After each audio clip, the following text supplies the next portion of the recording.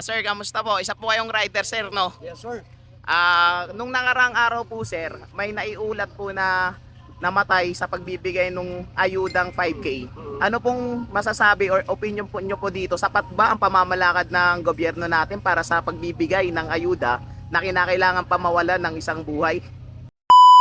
Yes, tama ka, no? Narinig natin at alam natin at nagbabiral ngayon sa social media kamakailan lang ang nangyari sa isang kasamahan natin na kung saan ito ay pumipila para doon sa pagtanggap ng ayuda ng fuel subsidy na ibinigay ng ating gobyerno. At nakita po natin dito, ang nangyari po sa ating kasamahan is a testament or is a proof, is a reality proof na kung saan pahirapan yung pagkuha or pag-claim nila ng kanilang fuel subsidy sa kadahilanan hindi maayos, sobrang haba ng pila, sa nakababad sa ilalim ng init ng araw. Kaya isa sa dahilan kung bakit nagkaroon tayo ng isang casualty na kasamahan po natin sa riding community. Yes, we are very much aware of that, no? At alam din po natin na merong pagkakamali po doon yung mga nagpapatupad doon sa distribution of fuel subsidy dahil po hindi po napaghandaan, hindi po napaayos ng husto, hindi po na ipamalakad ng ayon sa masasabi nating kagaanan ng ating mga rider. Kumbaga, mahirap na nga yung ating presyo ng gasolina, mahirap na nga maghanap buhay ang ating mga driver. Pati ba naman sa pagkukuha or pag-claim ng fuel subsidy ay pahirapan pa natin yung mga driver. So hindi po tama, hindi po magandang nangyari.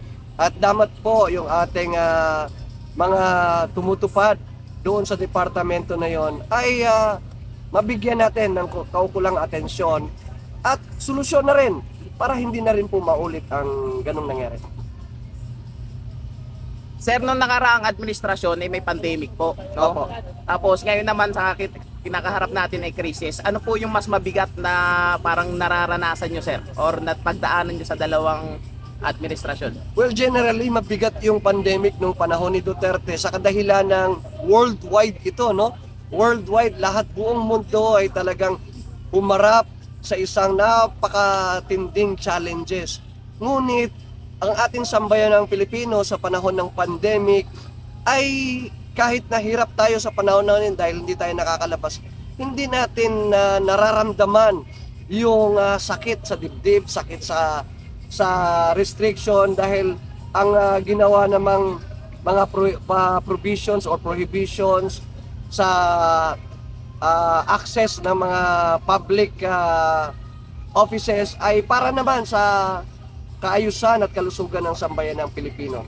At nakikita natin sa panahon ng pandemic ay despite na napakahirap ng pandemic na yon at worldwide, ang Pilipinas ay kahit papano nakayanan natin mag-survive.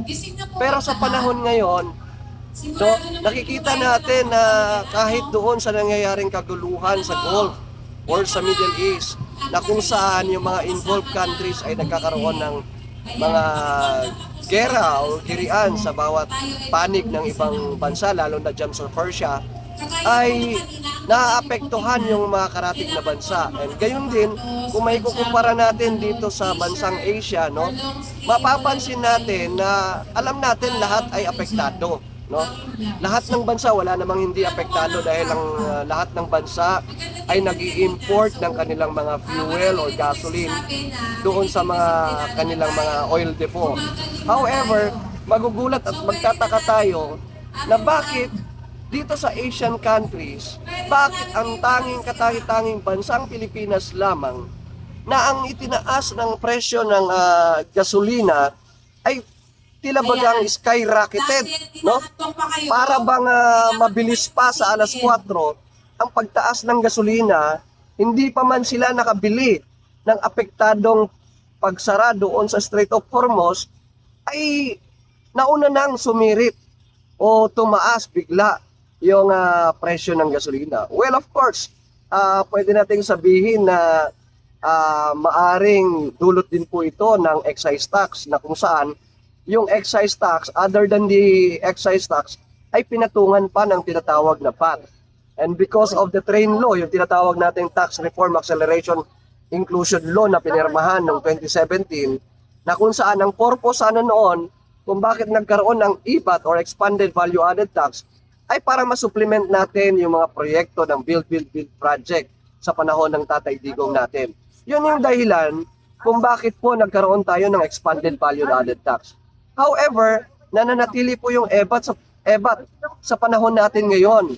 At ang malaking problema natin, yung supposedly purpose ng Expanded Value Added Tax ay dapat sa infrastruktura na gagamitin at pagpapakinabangan ng sambayan ng Pilipino ay nauwi lamang sa Ghost Project. Yun ang naging problema sa atin ngayon. Kung kaya't ang ating mamamayang Pilipino lalong naghihirap, lalong pahirapan, lalong-lalo na doon sa mga nasa kategory ng transport group or transport system, mga super natin, mga driver, mga TNBS, mga driver ng mga delivery platforms, yung mga MC taxi, at lahat ng mga nasa kalsada na ang trabaho nila ay ang hanap buhay nila ay ginagamitan nila ng transportasyon. Sila itong mga unang apektado sa hindi lang pagtaas ng gasolina, kung hindi pag-aabuso, no? Ang masasabi ko diyan, pag-aabuso sa pagtaas ng presyo. Bakit pag-aabuso? Dahil gaya nga ng sinabi ni Marcoleta, hindi pa naramdaman yung hirap ng importation dulot ng gera na doon na sa Israel, Iran and US-Iran ay nauna nang itinaas dito sa ating bansa. Nang hindi lang pagtaas, kung hindi katakot-takot ang itinaas. So, malaki ang naging epekto ng krisis natin ngayon kumpara natin sa krisis ng pandemic, no?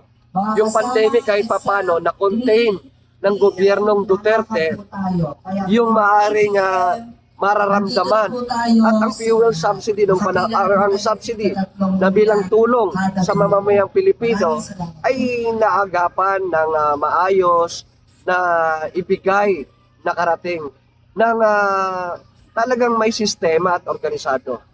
Unlike ngayon, biruin po natin ngayon, nagkakaroon ng fuel subsidy sa iba't ibang departamento ng mga transport group.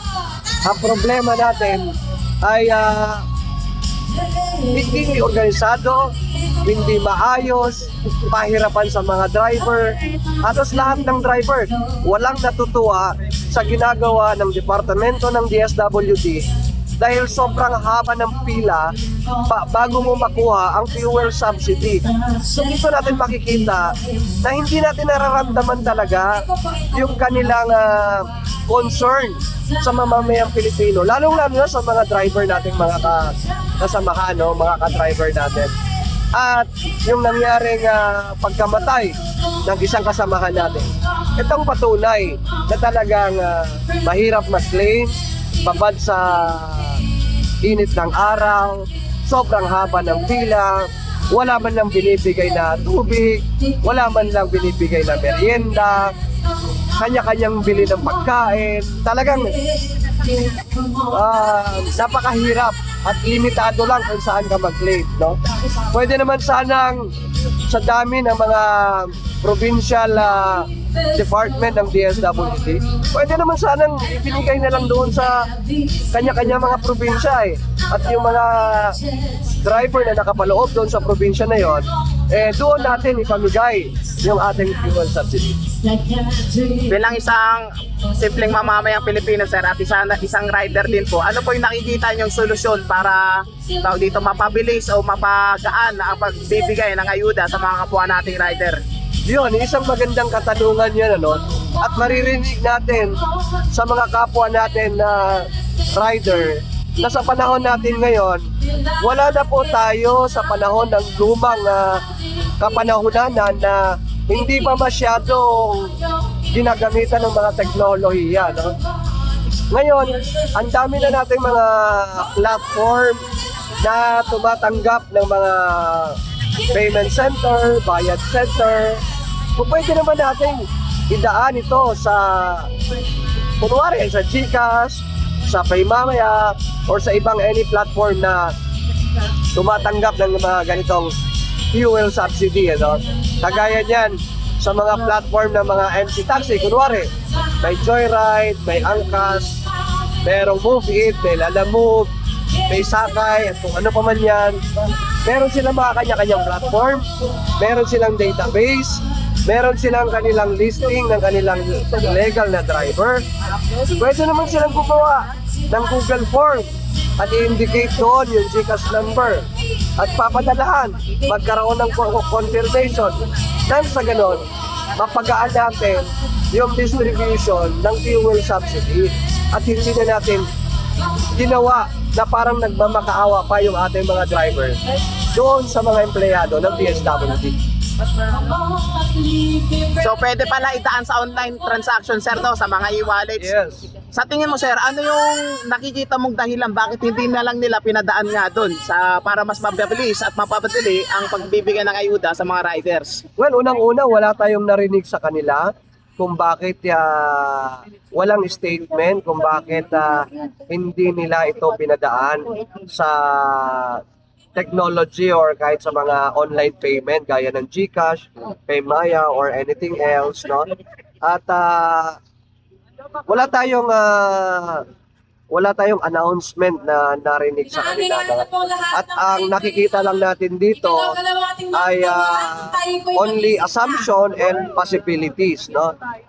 Ano po ba yung mga assumption natin and possibilities na nakikitaan natin kung bakit nga ba ganito ang naging kalakaran? Unang-una nung isang kahapon, no?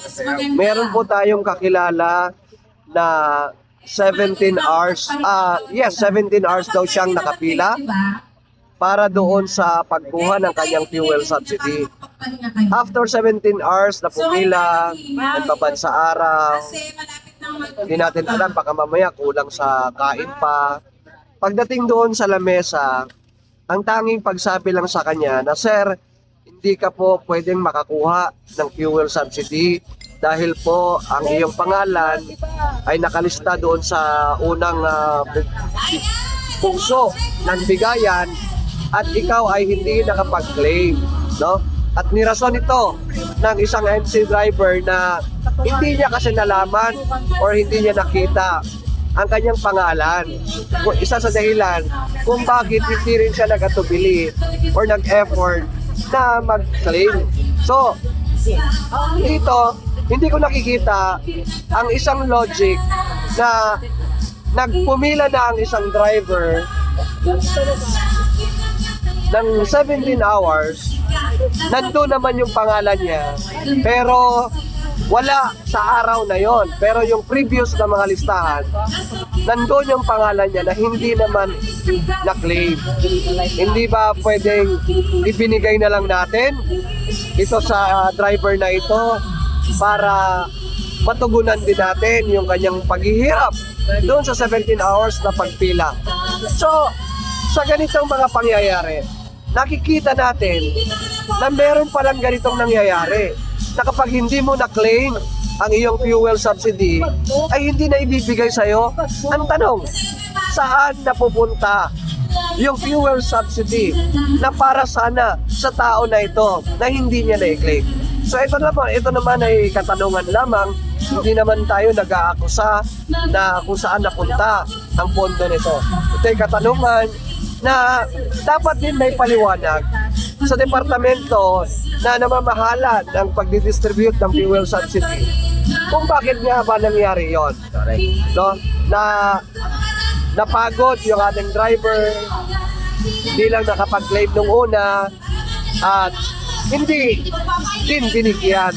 So kawawa yung ating driver, umuwi siyang luhaan, umuwi siyang frustrated. So nakakaawa yung mga ganitong klaseng pangyayari.